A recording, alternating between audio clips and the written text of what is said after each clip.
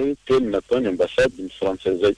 Voalohany aloha tsy miala amina resaka mpitandro filaminana ny tena, tsy miala amina resaka cadre légal ny zay fitandrona zay no resako. Tiako apetraka mazava fotsiny ny mpitandro filaminana tsy baikony ambasady ny frantsay. Miasa ny mpitandro filaminana tsy baikony ambasady ny Frantsa fa manana tompona andraikitra mifehy mazava tsara ny mpitandro filaminana malagasy. Ary tokony faritana mazava tsara koa inona marina moa no andraikitra ny ambassadeur amin'ny firenena anankiray. Simple ambassadeur ve afaka mitsikera ny institution amin'ny firenena anankiray sa tsia. Ary ny antony mahatonga ny ambasady ny France nanao anintsikera mikasika ny fisiny tsotra ary mazava. Misy gasy manana nationalité français nanao adibina nosamboriny fisy sy ny mpitandro filaminana. Ny dikan'iny zavatra nataony Châtaignier iny de zao hoe miaro à tout prix nationalité zay manana nationalité français na dia manao adibina aza. Ka ny teniko tsotra ny fiarovany zay manana nationalité français na dia manao adibina aferan'izay fa ny anay mpitandro filaminana malagasy tsy maintsy miaro ny ponina rehetrarehetra fa tsy hoe rehefa manana nationalité malagasy dia ambany fa ny manana nationalité français na dia manao adibina dia iarovany ambassadeur tsy azo ekena zany na faly na tsy faly anazy zay fa niasanay mazava ary nanaraka ny ara-dalàna tanteraka ary tsy zahay nanao enquête fa natolotra ny section de recherche zay nanao ny enquête fa pression ho an'ny mpitandro filaminana, pression ho an'ny fitsarana malagasy iny nataony ambasadiny frantsay iny mba hamitsorana an'ireo manana nationalité ka ny hanampiko an'izay aza atao fialokalofana hanaovan-dratsy eto amin'ny tany sy ny fanjakana ny fanananao nationalité frantsay.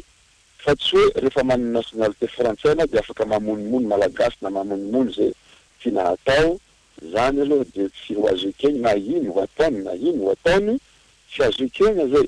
Na horavagna fisy na tsy horavagna tsy problème moko zay.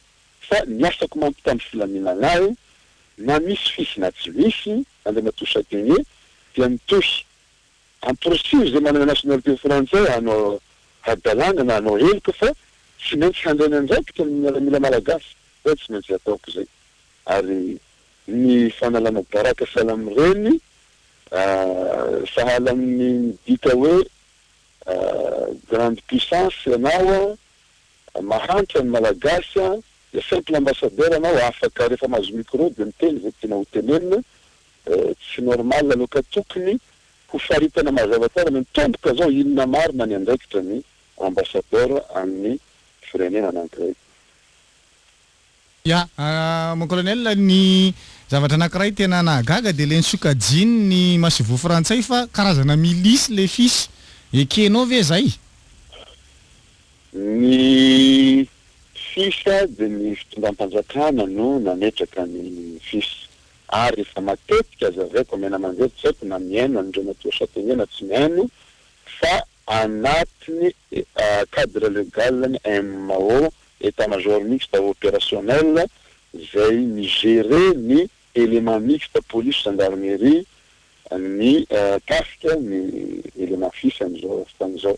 Fa ny zavatra mazava andreo natoa fidèle dia manelingela sy ahafahan'ny sasany manao zay tiany hatao ka tapidalan-kaleha dia io fisy ihany fandavana ny fisy ihany ny vahaolana mba ahafahana mi-isoler an'ny président zay dikan'ny zavatra rehetrarehetra io mba hampalemy ny fitondram-panjakana ahafahany zareo hanao zay tiana hatao.